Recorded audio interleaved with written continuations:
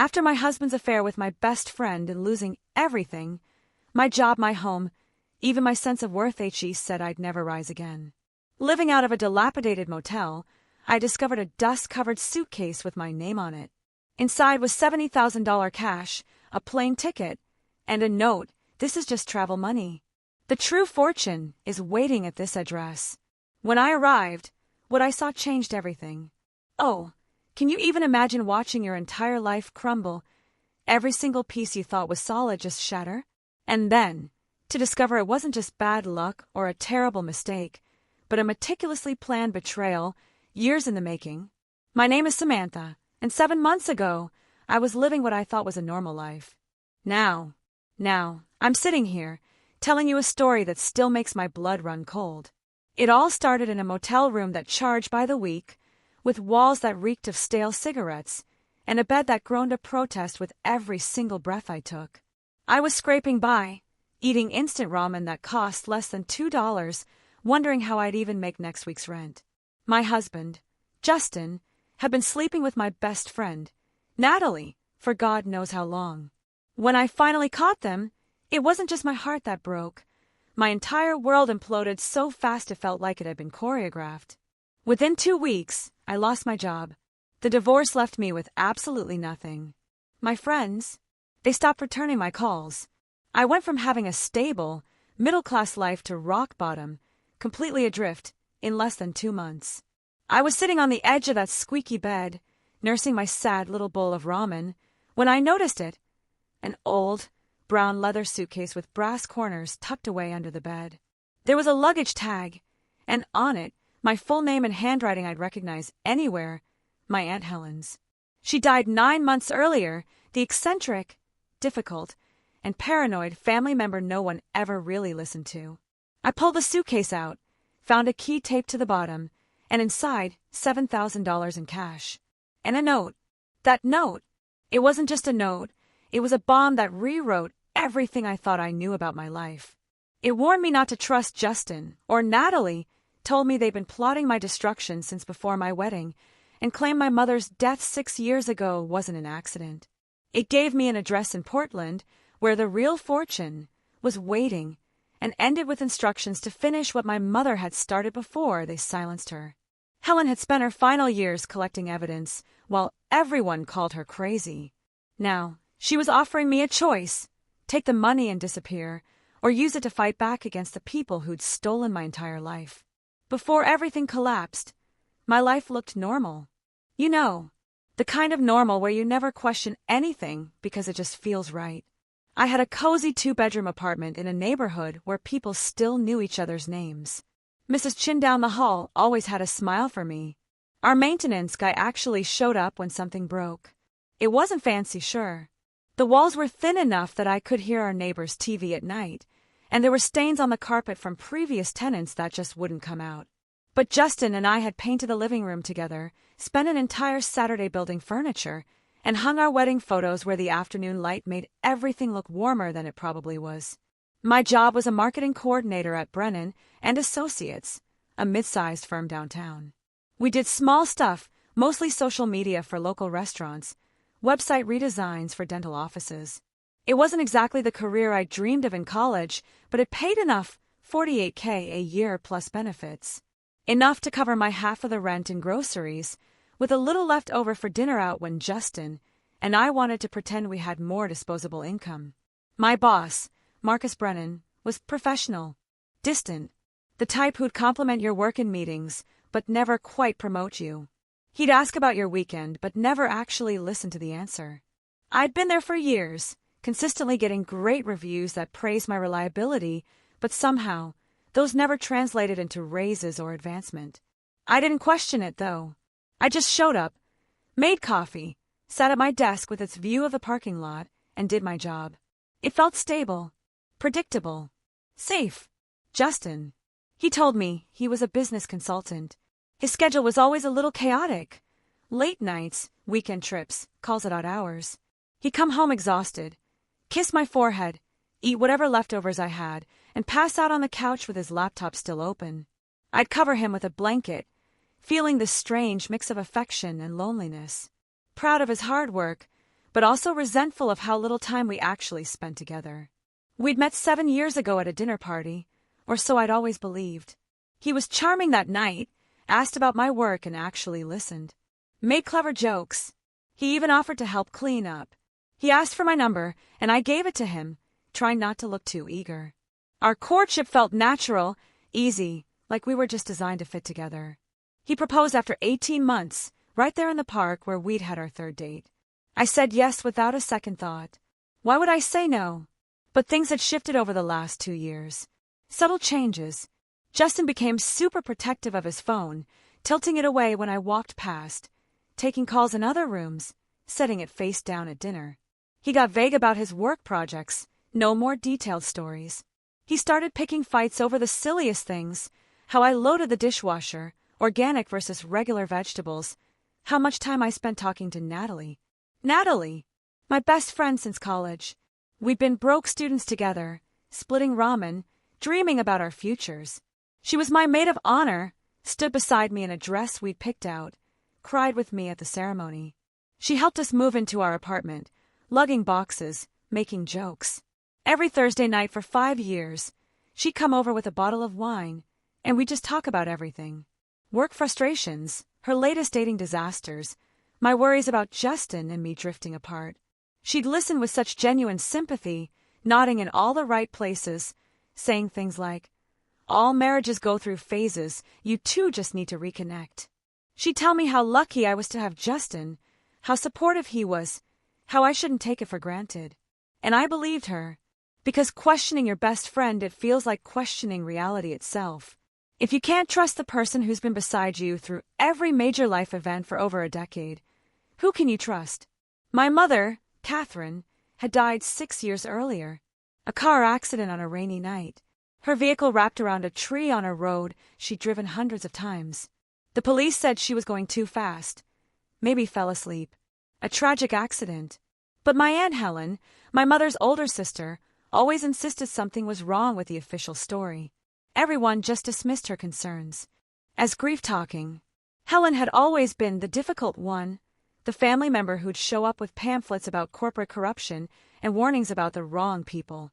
When she died 9 months ago, alone in her house filled with filing cabinets and old newspapers, I felt guilty. Guilty for not visiting more, for not taking her seriously, for writing her off as paranoid when maybe, just maybe, she saw patterns the rest of us were too comfortable to notice. I went to work every day, paid my bills, kept the apartment clean, tried to be a good wife. I did everything right, according to the unwritten rules of middle-class respectability. I thought if I just worked hard, trusted the right people, played by the rules, I'd be protected from the kind of chaos you read about happening to other people. I thought doing everything right mattered, that loyalty meant something, that the life I'd built was real, and mine.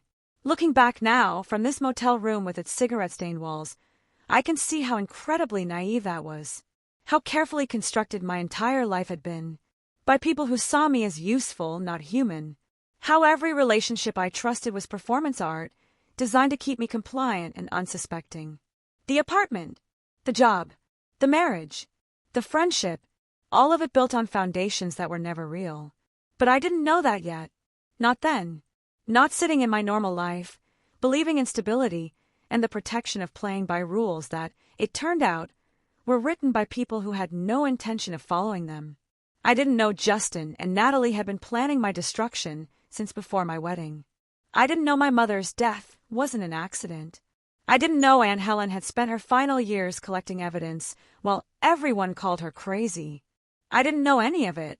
Not until I found that suitcase with $70,000 and a note that offered me a choice, disappear or fight back. And by then, I'd already lost everything I thought mattered. That suitcase sat on the motel bed next to me, $70,000 in cash, fanned out like evidence at a crime scene. Helen's note was still clutched in my hand, soft from being folded and unfolded so many times. I read it again, trying to make sense of words that literally rewrote my entire history. Asterisk, they've been planning this since before your wedding. My mother's death wasn't an accident. Finish what she started before they silenced her. Asterisk, I needed to understand how I could have missed it. How I'd lived inside a lie for 7 years without seeing the truth. So, I let myself remember. That Tuesday, 6 months ago, when my comfortable illusions finally shattered beyond repair. I'd woken up that morning with a sick feeling. Not the flu. Something deeper. A wrongness that sat in my chest and made it hard to breathe. I tried to ignore it, going through my routine. Shower, coffee, toast I couldn't finish. Getting dressed for work while Justin slept in, claiming a late meeting. By 10 a.m., I was at my desk, staring at a social media calendar for a dental office, and I couldn't focus. My hands were cold. My heart raced for no reason.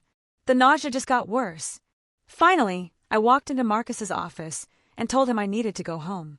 I expected him to fight me, but he just looked at me with an expression I couldn't read and said, "Feel better," in a tone that made the hair on my neck stand up. Like he already knew something I didn't. Like he was relieved I was leaving. The drive home took 20 minutes. I kept the radio off. Noise felt like too much. My hand shook on the wheel.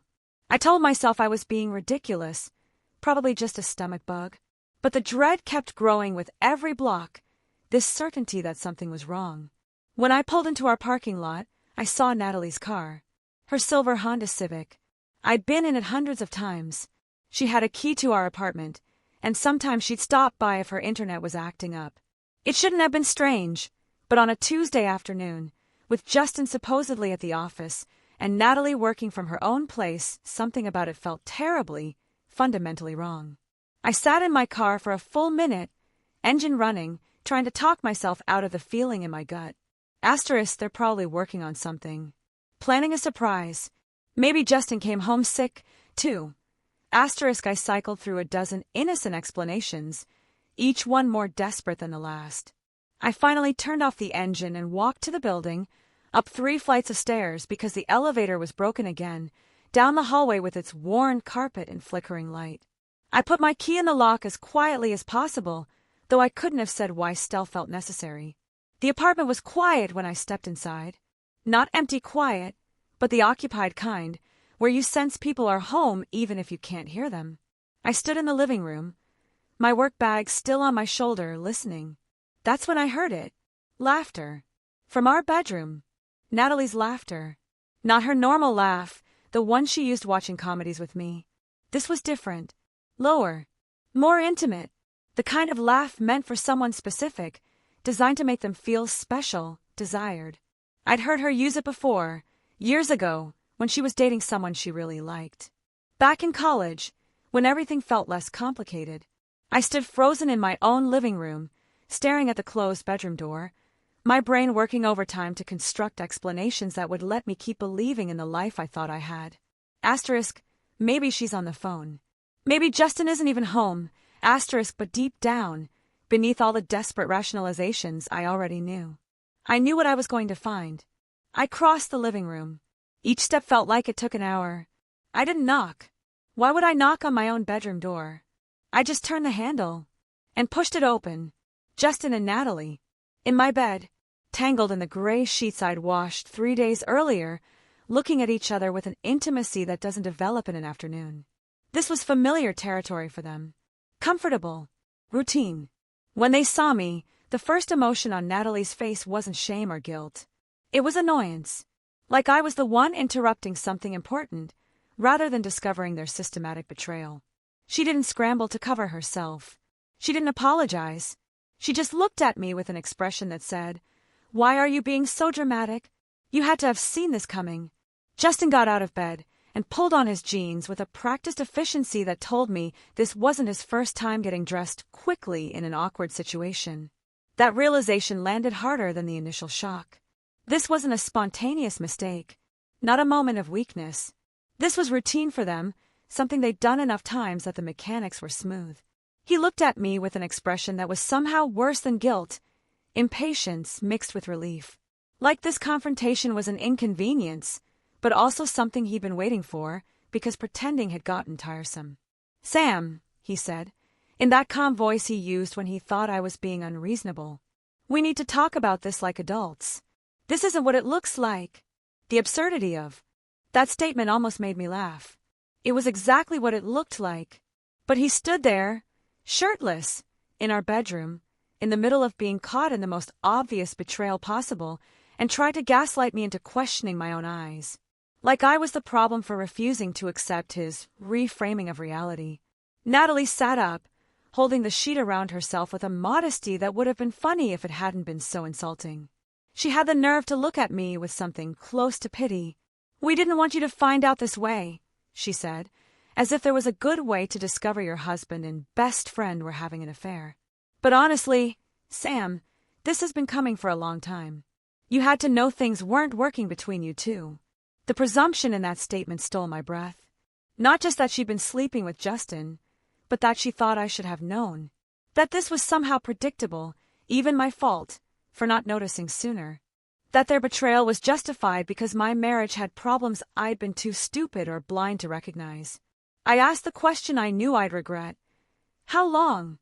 My voice sounded strange, too calm, too detached, like I was asking about something that didn't matter, not the destruction of my entire life. Justin answered in the same emotionless tone, like he was discussing a business arrangement that had run its course. "Does it matter? Long enough that we're sure about this. Long enough that pretending became harder than being honest." That word, pretending, it cut through me worse than anything else. How long had he been pretending to love me? How long had every kiss goodbye been a performance? Every "I love you" a lie?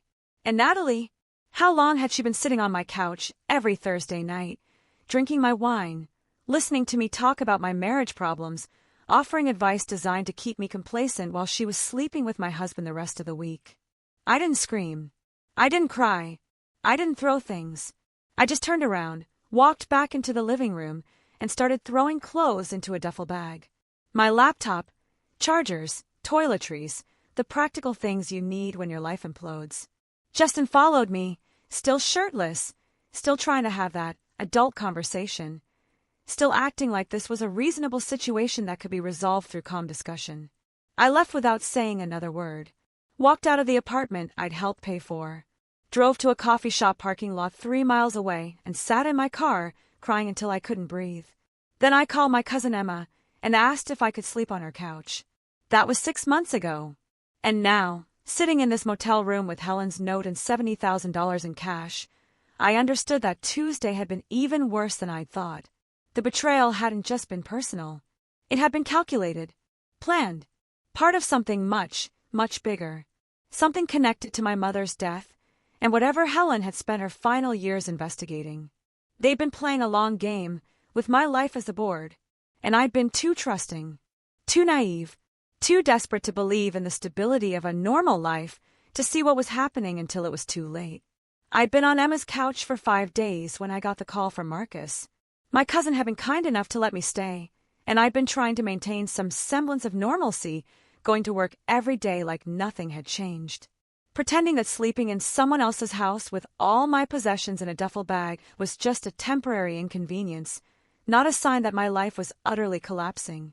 Marcus's voice on the phone had that careful tone people use when they're about to deliver bad news.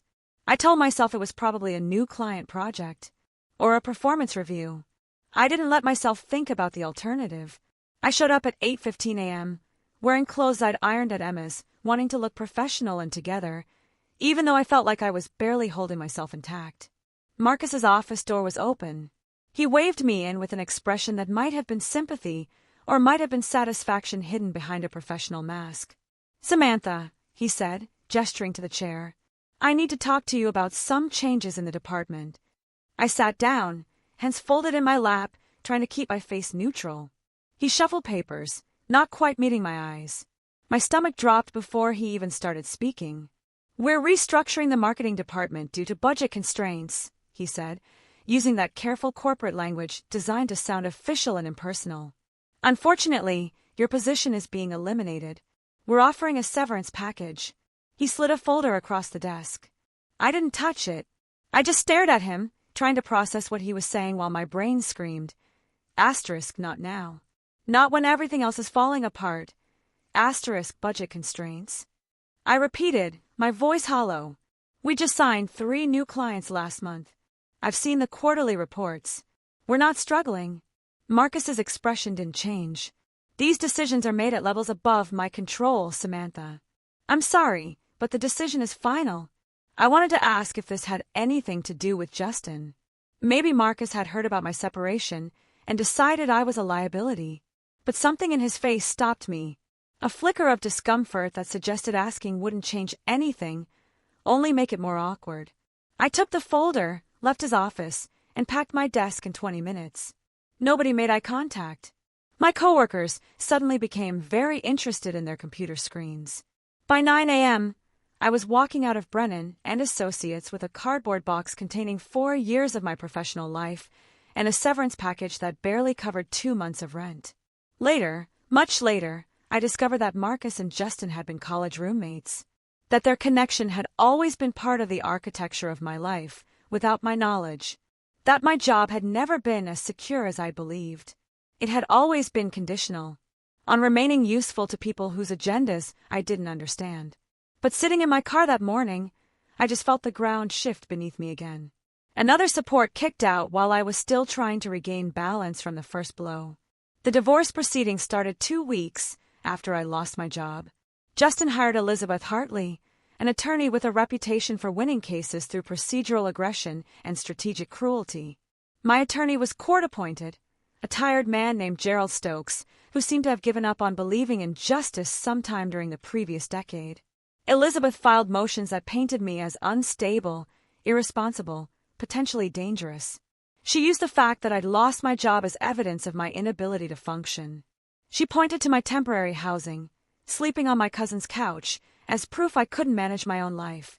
Every detail of my current circumstances became ammunition in a legal strategy designed to justify why Justin deserved to keep everything, and I deserved nothing. The judge, Robert Cunningham, a man in his late 50s, had an efficient way of moving through his docket that suggested he'd already made his decisions before hearing any actual testimony. Every motion Elizabeth filed, he approved. Every request Gerald made on my behalf, the judge denied with barely a glance at the supporting documentation. Justin kept our apartment because his name was listed first on the mortgage, even though I'd contributed equally for 5 years. He kept our car because I'd missed 2 payments during the chaos. He kept the furniture we bought together, the savings account we'd built, the retirement funds I'd contributed to for years. The settlement left me with my clothing, my laptop, and barely enough money to cover 3 months of rent at any apartment I could actually afford. The worst part wasn't losing the material possessions, or even the financial devastation. It was watching Natalie take the stand, as a character witness, against me. She wore a navy blue designer suit. I recognized it immediately. We'd picked it out together 2 years earlier, during a shopping trip. I'd told her it made her look professional and confident. Now, she was wearing it to testify against me in divorce court. She sat in the witness stand with perfect posture, hands folded in her lap, and lied with the kind of conviction that comes from practice. She told Judge Cunningham I'd been unstable for months, that I'd made concerning comments about self-harm, that I'd become paranoid and difficult, that Justin had stayed in the marriage out of obligation and fear, not love. None of it was true. Not a single word. But Natalie delivered each lie with perfect emotional calibration, her voice breaking slightly at the right moments, her expression showing concern mixed with reluctance, as if testifying against me was painful but necessary for my own good. Judge Cunningham listened with concern, nodding sympathetically, taking notes. When Gerald tried to cross-examine her about her relationship with Justin, Elizabeth objected before he could even finish the question. The judge sustained it immediately, cutting off any line of inquiry that might establish when the affair had actually started, or reveal that Natalie's testimony might be motivated by something other than concern for my well-being. I sat there, watching my best friend of over a decade systematically destroy what was left of my credibility, and I understood. This had been coordinated. The affair, the job loss, the divorce proceedings, all of it timed and executed with a precision that went beyond coincidence. After the divorce, Emma let me stay in her guest room for 3 weeks before her husband, David, started making pointed comments. He never said it directly to me, but I'd hear him talking to Emma in their bedroom, his voice carrying through the thin walls. "She can't stay here indefinitely. You're not helping her by letting her avoid dealing with her situation." Emma would defend me, but her voice was tired, like she was running out of arguments. I could hear the doubt creeping in, the exhaustion of dealing with someone else's crisis. I started looking for anywhere else to go before Emma had to ask me to leave. My former colleague, Diane, offered her couch for 10 days. Then she decided my presence was bringing negative energy into her space. A friend from college said I could stay with her for a week, then remembered she had family visiting. Another friend let me sleep on her couch for 5 days before her roommate complained. Everyone was sympathetic, right up until sympathy became inconvenient. Right up until supporting me required actual, sustained sacrifice rather than just kind words and temporary gestures. Then, suddenly, they remembered prior commitments, family obligations, personal boundaries. And I became someone else's problem. I understood it, on some level. Nobody wants to live with someone else's crisis indefinitely. But the speed with which people retracted their support, it taught me something about how conditional most relationships really are. How quickly compassion expires when it becomes uncomfortable. When I finally scraped together enough money from freelance social media work to pay for a weekly rate at the Crossroads Motel, it felt less like hitting rock bottom and more like finally finding ground that wouldn't shift beneath me. At least the motel didn't pretend to care. At least Rita at the front desk didn't offer false comfort or temporary sympathy that would evaporate when I became inconvenient. Room 14 became my address. My home. The place where I'd eventually find a suitcase containing $70,000 and a note that explained why my destruction had been so systematic and complete. Room 14 at the Crossroads Motel became my address 3 days after the last friend stopped returning my calls. I'd scraped together $200 from freelance social media work for a local bakery and a pet grooming business, both paid in irregular installments. The motel sat off Highway 52, the kind of place where the weekly rate was displayed more prominently than the nightly rate, and the sign out front had been missing letters for so long nobody bothered to fix it. Rita at the front desk had seen it all before. She didn't ask questions. She just took my cash, handed me a key with a green plastic tag number 14, and rattled off the rules in a flat voice. I thanked her and carried my duffel bag across the parking lot to a door that had been painted blue once, but had faded to a color that couldn't decide what it wanted to be. The key stuck in the lock, requiring me to jiggle it 3 times before it finally gave way. The room smelled like decades of cigarette smoke layered under industrial cleaner. The 2 cents fighting a war neither could win. The carpet was a brown pattern designed to hide stains. The bed sagged in the middle like it had given up on supporting anything. A small table, 2 mismatched chairs, a TV from the early 2000s. The bathroom was tiny, with a shower stall that had seen better years and a mirror that made everything look slightly yellow. This was home now. This was what my life had been reduced to. A room that charged by the week, where nobody asked questions, because asking might require caring about the answers. I tried to establish some kind of routine, just to keep myself from completely falling apart. Woke up early, made instant coffee, spent mornings applying for jobs. Marketing coordinator, social media manager, anything. I sent dozens of applications. Nobody called back. Nobody even sent rejection emails. My applications disappeared into the digital void. In the afternoons, I'd work on freelance projects. Small businesses needing someone to manage their Facebook page or write email newsletters.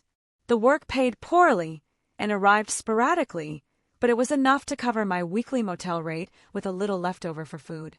Dinner was usually instant ramen. Sometimes I'd splurge on a can of soup. I'd eat, sitting on the edge of the bed, watching TV shows I didn't care about just for noise. My neighbors were mostly invisible. A long-haul trucker named Dale, who parked his rig in the far corner and nodded at me sometimes. A woman who worked night shifts, her curtains permanently closed. A man in his 60s next door played country music at a volume just low enough that I couldn't complain, but loud. Enough to hear through the thin walls. I avoided looking at myself in the bathroom mirror. I didn't recognize the woman staring back. She had my face, but something fundamental had changed in her eyes. Something had broken and not healed right, leaving her looking hollow and defeated. This was my life now. This was what betrayal and systematic destruction looked like. A motel room that smelled of smoke and failure. Meals that cost less than $2. And the crushing understanding that nobody was coming to save me. Everyone who might have cared had already decided I was too much trouble. I'd been in room 14 for 3 weeks when I noticed the suitcase. I only found it because I dropped my phone charger and it rolled under the bed. I got down on my hands and knees, reaching into the dusty space, and my hand hit something solid. Something that shouldn't have been there. I pulled it out. An old suitcase. Battered brown leather with brass corners that had oxidized to a dull green. It looked like something from another era. A luggage tag was attached to the handle with twine. When I turned it over, my hand started shaking. Samantha Marie Garrett. My full name. Written in handwriting I would have recognized anywhere. The precise, careful script of my Aunt Helen. I sat on the floor, holding the suitcase, trying to make sense of how it got there. Helen had died 9 months ago. I'd been at her funeral. She'd lived alone for decades, died alone in her house, surrounded by filing cabinets and old newspapers. Everyone said it was sad, but not surprising, given how she'd isolated herself with her conspiracy theories and paranoid warnings. How had her suitcase ended up under my bed, in a motel room I'd only been in for 3 weeks? Had she known I'd end up here? The logistics seemed impossible, but the evidence was right there. My name. Helen's unmistakable handwriting.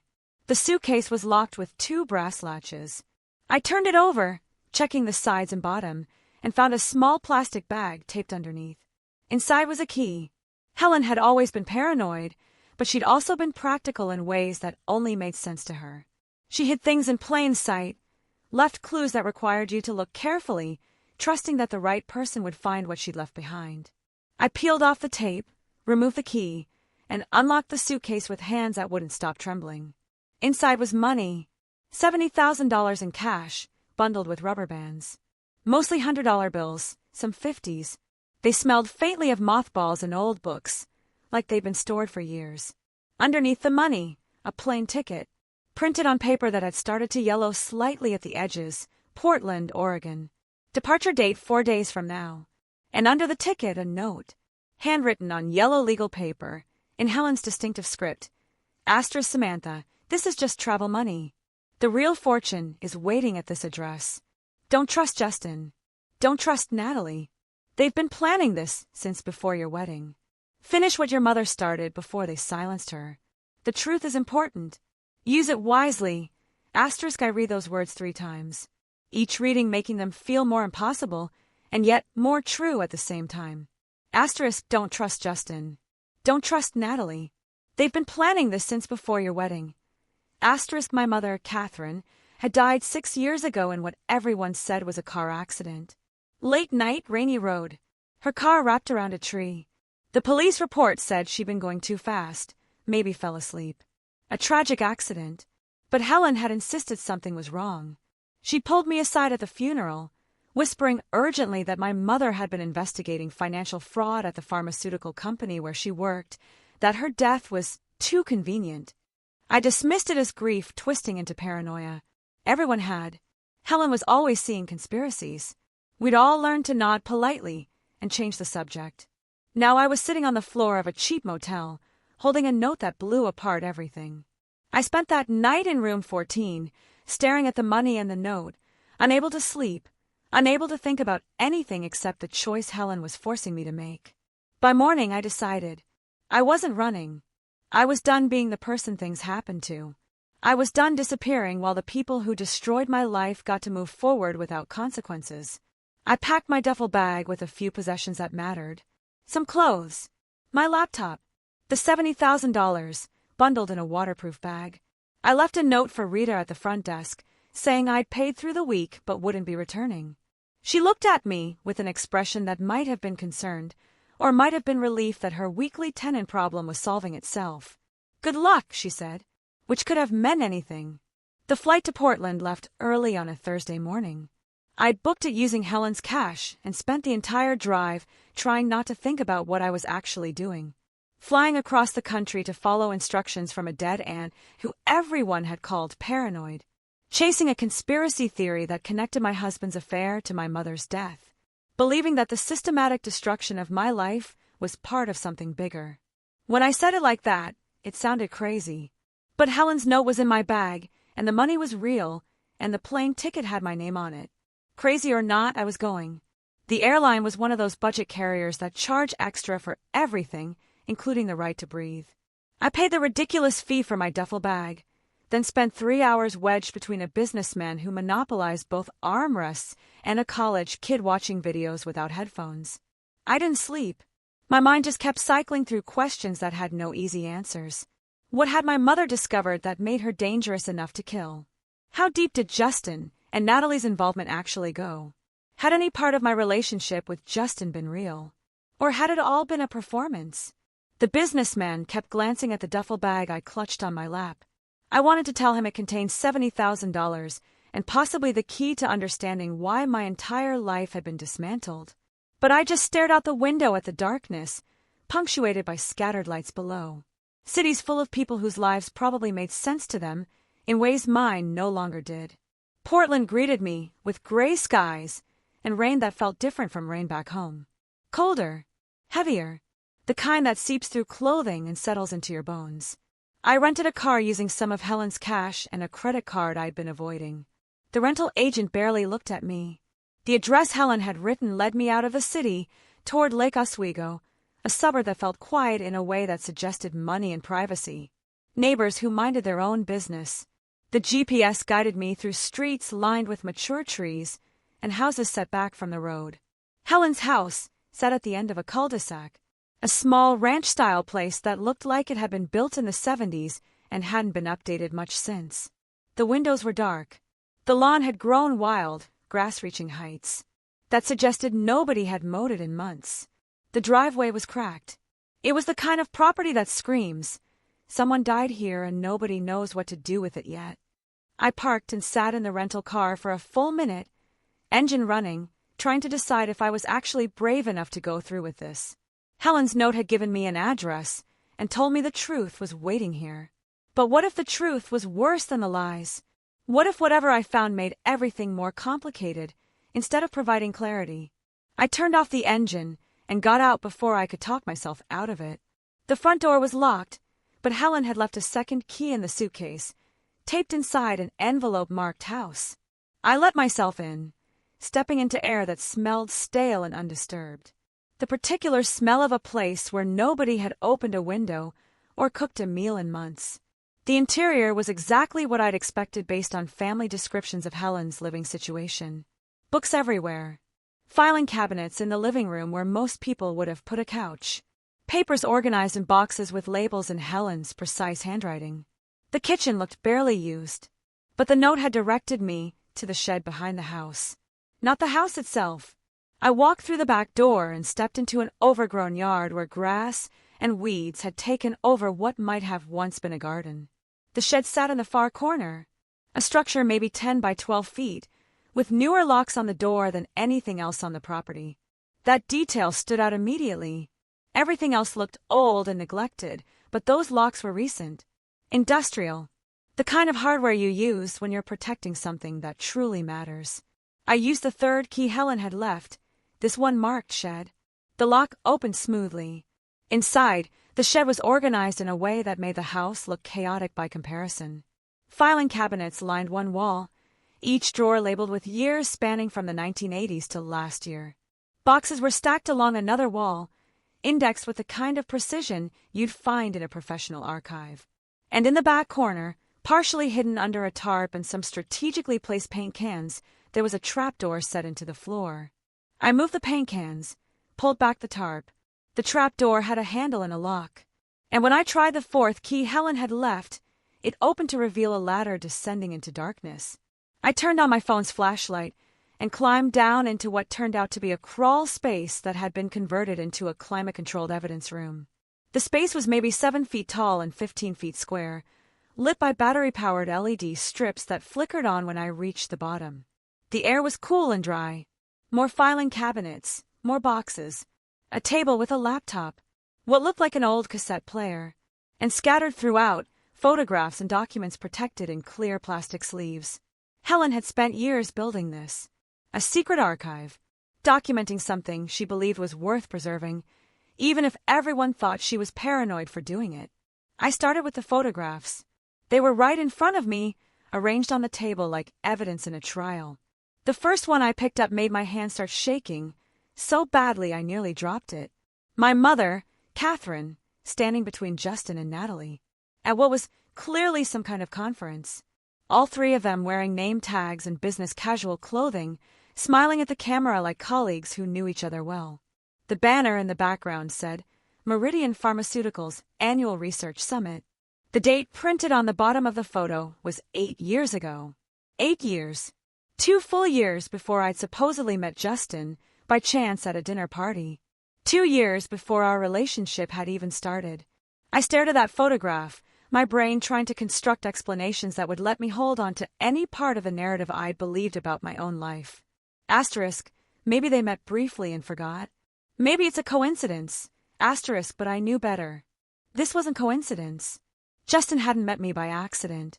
He'd been positioned in my life deliberately, cultivated as a relationship by people who needed access to my mother and saw me as the easiest entry point. I'd been a target before I'd been a girlfriend, a mark before I'd been a wife, and every moment of intimacy, every declaration of love, every promise about our future, it had all been performance art in service of something I was only now beginning to understand. I set down the photograph with shaking hands and reached for the cassette player. It was old, one of those portable models from the 1980s. Next to it sat a stack of cassette tapes, each one labeled in Helen's handwriting. Dates, names, brief descriptions. I picked up the first tape, Justin Garrett and Richard Moss. March 2019. Discussion of Catherine Vaughn investigation status. My mother's name. Written there in Helen's careful script. My chest tightened. I loaded the tape into the player, pressed play, and heard static. Then voices. Voices that made my hands go cold. The first voice belonged to Justin. I'd heard that voice every day for 7 years. Listened to it tell me he loved me. Listened to it make promises. Now I was hearing it discuss my mother like she was a problem that needed solving. Catherine's getting too close, Justin said. His tone businesslike, completely devoid of emotion. She's made copies of the trial data, and she's been meeting with someone at the FDA. I don't know who yet, but I'm working on finding out through Samantha. A second voice responded. Older. More authoritative. That must be Richard Moss. We can't let this go public. The approvals we've secured are worth billions. If she exposes the data manipulation, we're looking at criminal charges and the end of the company. Can you contain her through the daughter? I've tried, Justin said. But Catherine doesn't discuss work details with Samantha. She's protective. Thinks she's keeping her daughter safe by not involving her in whatever she's investigating. It's actually making my job harder because Samantha doesn't know anything useful. Then we need to consider other options, Richard said. And something in his tone made my blood run cold. More permanent solutions. We can't risk everything because one accountant developed a conscience. I paused the tape. I couldn't breathe properly. They were discussing killing my mother, planning it like a business decision, weighing options. And Justin, the man I'd married, the man I'd built a life with, was part of that conversation. He'd been using me to gather information. And when that didn't work, he participated in planning her murder. I forced myself to press play again. There are ways to make it look accidental, Richard continued. We have people who specialize in this kind of problem. Car accidents happen all the time, especially on rainy nights on dangerous roads. Nobody questions those. What about afterward? Justin asked. If Catherine dies, Samantha's going to be devastated. She'll lean on me for support, which gives me more access to her life. But there's also that aunt, Helen. She's paranoid and suspicious of everything. If Catherine dies, Helen's going to start asking questions.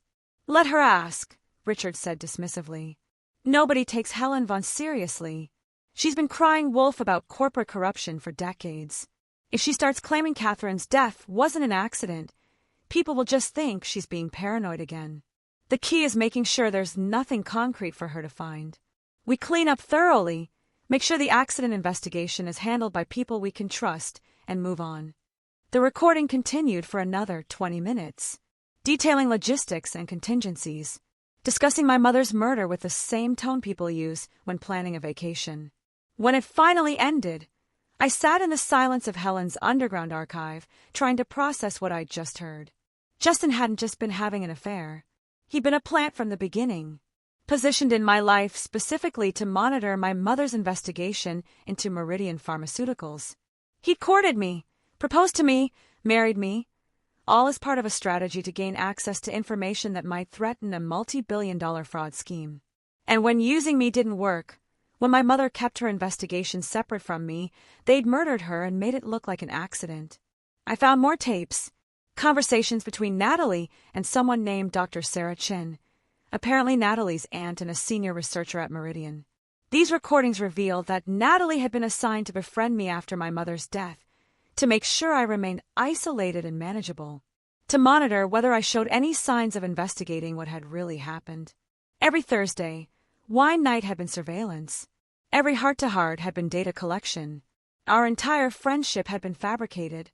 I don't know how long I sat in that crawl space, listening to recordings, reading documents, piecing together the full scope of what had been done to my mother and to me. Hours, maybe. My back ached. My eyes burned from reading in the LED light. Finally, I found the laptop Helen had left. It was plugged into a power source, with an arrow pointing to a video file on the desktop labeled for Samantha. I opened the file, and Helen's face filled the screen. She looked exactly like I remembered from the last time I'd seen her, 2 years ago, though visibly ill. Her face was drawn. Her hands shook slightly as she adjusted the camera, but her eyes were sharp, focused. She wore a cardigan I recognized, navy blue with wooden buttons, the same one she'd worn to every family gathering for the past decade. "Samantha," she began, her voice steady despite the physical deterioration. "If you're watching this, it means I'm dead, and you found my archive, which means you're probably angry and confused, and wondering why I didn't tell you any of this while I was alive." She paused, took a sip of water. "The answer is I tried. I warned you about Justin at your engagement party. I pulled you aside and told you to be careful, that something about him felt wrong. I told you to watch how Natalie behaved around him, to pay attention to the small things that didn't quite add up. You thought I was being paranoid.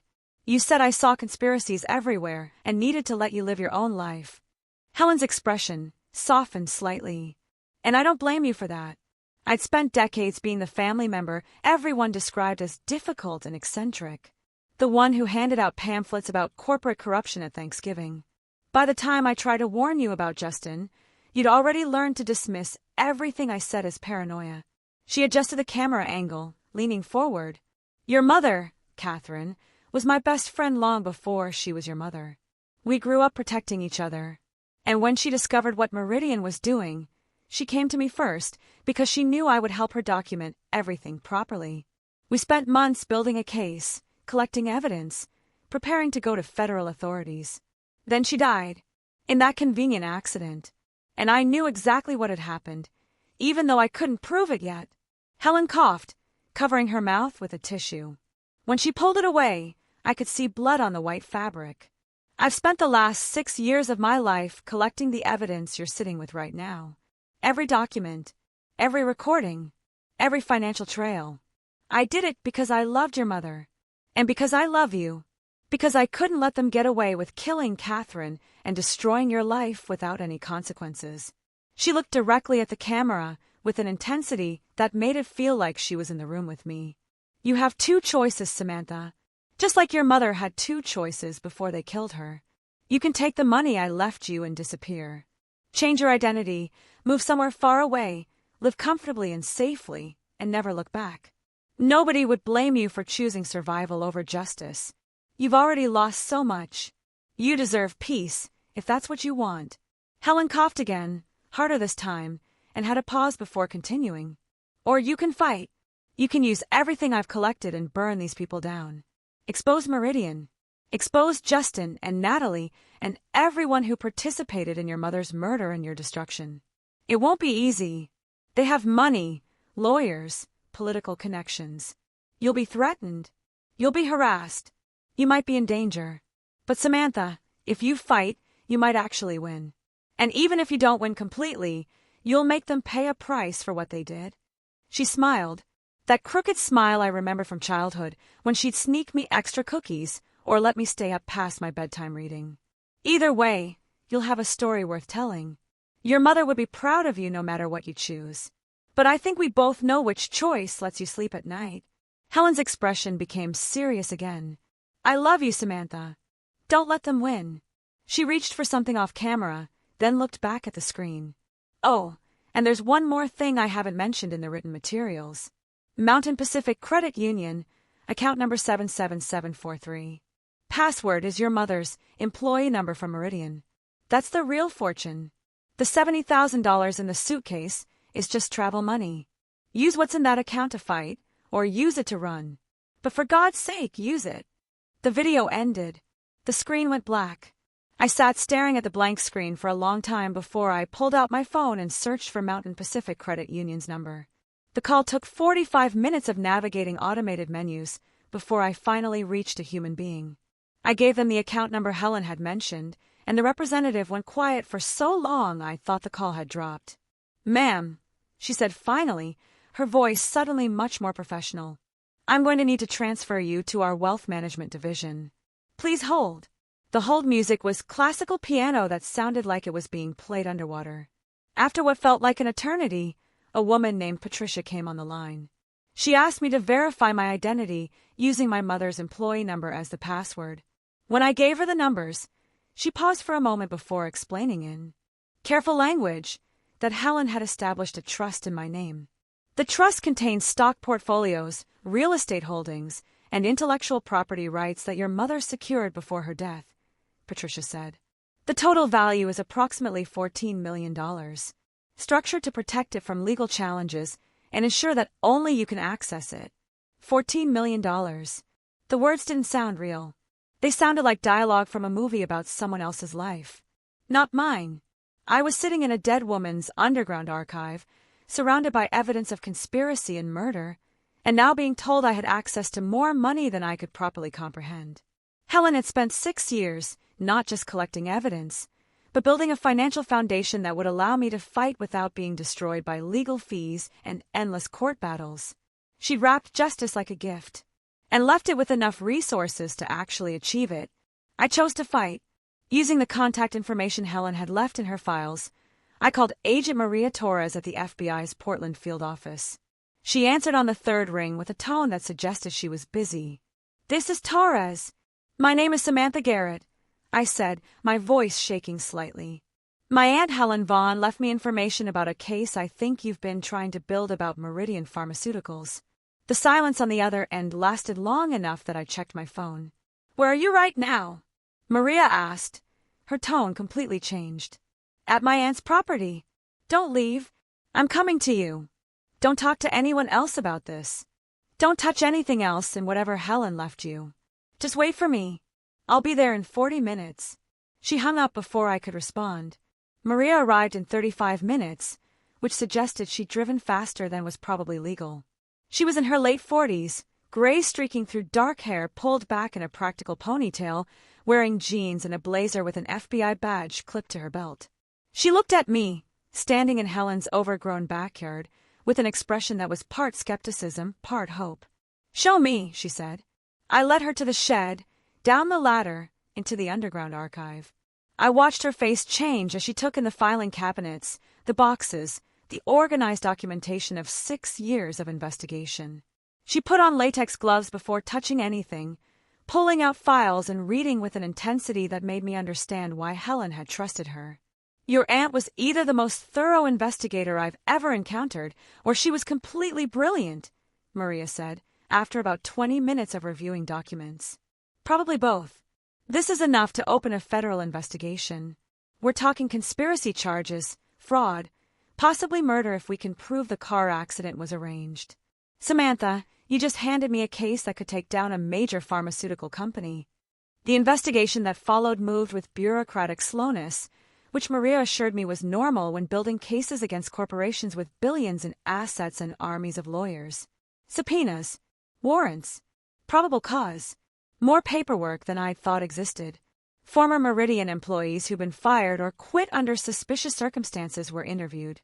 The pharmaceutical industry's informal network of whistleblowers started emerging. Maria helped me find a small apartment in Portland, a one-bedroom in an old building with hardwood floors that creaked and windows that rattled when trains passed. It was infinitely better than room 14 at the Crossroads Motel, but I kept it modest. I used money from Helen's trust to pay rent and buy groceries, living simply while the investigation moved forward. I met with prosecutors every few weeks. They had detailed questions about every piece of evidence Helen had collected. They wanted to know about Justin's schedule, about Natalie's visits, about my mother's behavior in the months before she died. I answered everything as thoroughly as I could. Maria called periodically with updates that mostly consisted of, "We're making progress, and don't talk to anyone about this." It was what federal agents say when they can't share details, but want you to know you haven't been forgotten. The waiting was harder than anything that had come before. I'd handed over everything Helen had collected, and now I was just existing in limbo, hoping that the machinery of justice would actually work for once. 4 months after I'd first met Maria, things started happening with the kind of speed that suggested the government had finally accumulated enough evidence to move forward confidently. It began on a Wednesday morning in early spring. Meridian Pharmaceuticals' headquarters got raided by federal agents who carried boxes out of a gleaming glass building that looked like a monument to corporate success. The images made national news, showing employees looking confused and scared, while agents methodically dismantled what had seemed like an untouchable empire. Richard Moss, the CEO, whose voice I'd heard on Helen's recordings discussing my mother's murder like it was a minor inconvenience, was arrested at his home. News cameras caught footage of him being let out in handcuffs, past his neighbors, past reporters shouting questions he didn't answer, past a life built on fraud that was now collapsing in real time. Maria called me that afternoon to tell me Justin had been arrested at his office at a tech startup. I watched the footage on the local news that evening, rewinding it multiple times because apparently I developed unhealthy coping mechanisms around witnessing karma manifest in handcuffs. Justin maintained his composure, didn't speak to reporters, walked with his head up like he was enduring a minor inconvenience, rather than being arrested for conspiracy to commit murder and fraud. But I could see something in his eyes. Fear, mixed with disbelief, like he genuinely thought he was untouchable and was only now realizing how wrong he'd been. Natalie was arrested 2 days later at a coffee shop in Seattle. She'd used her Meridian payments to fund a graphic design business that was actually legitimate this time. And according to the news reports, she cried during her arrest. The tears felt performative to me, given that she testified against me in divorce court without showing a single genuine emotion. Her attorney issued a statement claiming she'd been manipulated by Justin, that she was a victim herself. But I'd heard the recordings of her conversations with Dr. Sarah Chin.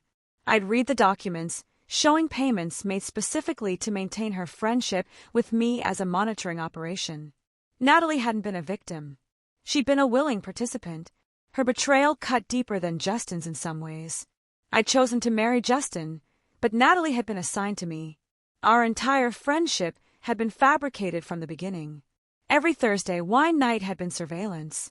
Every conversation where she'd encouraged me to trust Justin, to ignore my instincts, to believe that my marriage problems were normal, had been calculated manipulation. Then came the news about Judge Robert Cunningham. He resigned from the bench with a statement about wanting to spend more time with family, which is what corrupt officials say when they're hoping resignation will prevent criminal prosecution. It didn't work. He was indicted 3 weeks later for accepting bribes and manipulating court proceedings. Documents Helen had collected showed he'd purchased a vacation home through a trust that traced back to Meridian, that he'd been ruling in favor of corporate interests for years in exchange for payments disguised as consulting fees. Every case he presided over in the last decade was reviewed. My divorce case was among the first. A new judge took 15 minutes to determine that the original ruling had been based on fabricated testimony and biased proceedings. Everything Cunningham had decided was vacated, erased, like it had never happened. Maria called me the day the review of my case was completed. "Your marriage to Justin is being annulled rather than finalized as a divorce," she said. "The court's declaring it invalid from the beginning due to fraud. You're also getting a formal apology from the judicial system, for whatever that's worth." It was worth something. Not enough to undo the damage or erase the months of suffering, but something. The formal apology from the judicial system arrived as a letter on official court stationery. It acknowledged I had been subjected to proceedings that were fundamentally compromised by corruption and fabricated testimony. It expressed regret for the harm caused by a system that had failed to protect me. It was 2 pages of careful legal language that tried to convey remorse without admitting liability. I read it once and filed it away with all the other documents that marked the destruction and slow rebuilding of my life. The apology didn't undo the months I'd spent sleeping on couches and in motel rooms. It didn't erase the trauma of watching my best friend testify against me with lies. But it was acknowledgement, official recognition that what had been done to me was wrong. The trials began 6 months after the arrests and stretched across a year and a half. Maria had warned me that cases this complex moved slowly. She was right. The legal process ground forward with a kind of bureaucratic thoroughness that makes glaciers look fast by comparison. Richard Moss went to trial first. His case became a media spectacle. Pharmaceutical industry whistleblowers testified about the culture of fraud at Meridian. Patients harmed by medications that should never have reached the market shared their stories. Forensic accountants explained money trails that connected executive bonuses directly to fraudulent approvals. The jury deliberated for 6 days. When they returned, they had guilty verdicts on 17 counts, including fraud, conspiracy, bribery, and reckless endangerment. Richard Moss showed no visible emotion. He stood while the judge read the sentence: 23 years in federal prison and forfeiture of approximately $40 million in assets. He was 62. He'd likely spend the rest of his life incarcerated. I watched the sentencing from the gallery. When the judge finished and the bailiffs led Richard Moss away, I felt something that wasn't quite satisfaction and wasn't quite closure. It was more like watching a long mathematical equation finally balance, all the variables falling into their proper places after years of deliberate miscalculation. Justin's trial was smaller, quieter, less media attention, but it was more personal for me. I attended every day, sitting in the same seat in the back row, watching prosecutors present evidence of his role in monitoring my mother, his participation in planning her murder, his 7-year marriage to me as an extended intelligence-gathering operation. The recordings Helen had collected were played in court. I listened to Justin's voice discussing my mother like she was an obstacle. Heard him report on conversations I'd had about her work. Heard him strategize. The prosecutors presented bank records showing payments made to him throughout our marriage, demonstrating he'd been compensated for every month he'd spent pretending to love me. His defense attorney tried to argue he'd been a low-level participant manipulated, but the recordings showed someone who'd been enthusiastic and willing. The jury returned guilty verdicts on charges of conspiracy to commit murder, fraud, and racketeering. The judge sentenced him to 15 years in federal prison. When the verdict was read, Justin looked at me across the courtroom. His expression was complicated, something between anger and resignation, as if he couldn't quite believe that the woman he'd married as part of a surveillance operation had been the one to bring the evidence that destroyed him. I looked back without blinking, without emotion, because I was done being intimidated by people who'd systematically underestimated what I was capable of when pushed far enough. Natalie accepted a plea deal rather than going to trial. In exchange for testimony against other defendants, her sentence was reduced to 8 years. She provided information about Dr. Sarah Chin and other Meridian employees. 6 months after her sentencing, I received a letter from her. 3 pages, written on prison stationery, full of apologies and explanations. How she'd been young and desperate for money when Meridian first approached her. How she'd made terrible choices. How being assigned to befriend me had started as just a job but had become complicated when she'd actually grown to care about me, despite the lies. She asked if we could eventually find a way to forgive each other. I read the letter once, sitting in my Portland apartment with morning coffee, and I felt nothing but a hollow kind of satisfaction. The letter was self-justification dressed up in the language of remorse, trying to rewrite history so Natalie could see herself as a victim of circumstances rather than an active participant in destroying another person's life. She wanted absolution I wasn't willing to give. I filed the letter away. Some relationships can't be repaired. Forgiveness isn't something you owe to people who systematically destroyed your life just because they later regret getting caught. The civil lawsuit against Meridian Pharmaceuticals took another 2 years to resolve. The company fought aggressively, but eventually, facing the weight of evidence that had already resulted in criminal convictions for their executives, they settled. The terms required Meridian to pay $2.7 billion to patients who had been harmed by their fraudulent drug approvals. They had to fund independent safety reviews of every medication they brought to market in the past decade. They were placed under federal monitoring for 15 years. My mother's estate received $12 million in wrongful death damages. I inherited it as her only living relative, and I donated every dollar to organizations that advocate for pharmaceutical safety and transparency. The money felt tainted, earned through my mother's murder, and I already had enough resources from Helen's trust to live comfortably without it. Instead, I used part of Helen's trust to start the Vaughn Foundation, a nonprofit organization dedicated to investigating pharmaceutical fraud and supporting whistleblowers. We hired investigators. We funded legal defenses. We published reports that made pharmaceutical companies uncomfortable. The foundation became my full-time work, my way of channeling grief and anger into something productive, something that would have made my mother and Helen proud, something that turned their deaths into a legacy that actually helped people instead of just being tragic endings to lives cut short by greed. I still think about room 14 at the Crossroads Motel. Sometimes, about sitting on that sagging bed, eating instant ramen, wondering if I'd ever climb out of the hole my life had become. I keep the receipt from my last week there in my wallet, as a reminder that rock bottom is real. That humiliation and betrayal can strip away everything you thought defined you, but they can't actually destroy you, unless you let them. Helen had understood that. She'd spent her final years building a case and assembling resources because she believed truth mattered more than comfort, and justice mattered more than safety. She'd been right. The paranoid and everyone dismissed had been the only one who understood how the world actually worked, who recognized that powerful people don't stop being corrupt just because you trust them or play by rules they ignore. The final truth Helen left me proved prophetic in ways I'm still discovering. Fighting doesn't always lead to winning, but not fighting guarantees losing. I built a meaningful life from the ruins of a fraudulent one. Messy, complicated, and fundamentally honest. The kind of ending my mother and Helen would have appreciated. The kind of story that reminds people that patience and documentation can topple empires built on lies.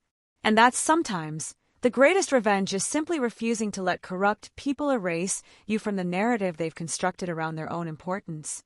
I'm not the woman I was when I found that suitcase under the motel bed. I'm stronger than she was, more careful about trust, but also more certain about what matters. That woman didn't understand how much she could survive, or how powerful she could become when everything else had been stripped away. I'm grateful I'm not her anymore. This whole journey, this transformation, it makes you wonder about your own limits, doesn't it? What would you have done in my place? Have you ever faced something so overwhelmingly unfair, so systematically designed to break you? Tell me what you think in the comments below. I really want to know. And if this story of justice and resilience resonated with you, if it kept you glued to your screen until the very end, please hit that like button and subscribe. It really helps these stories reach others who might need a little hope. Thanks for listening and take care.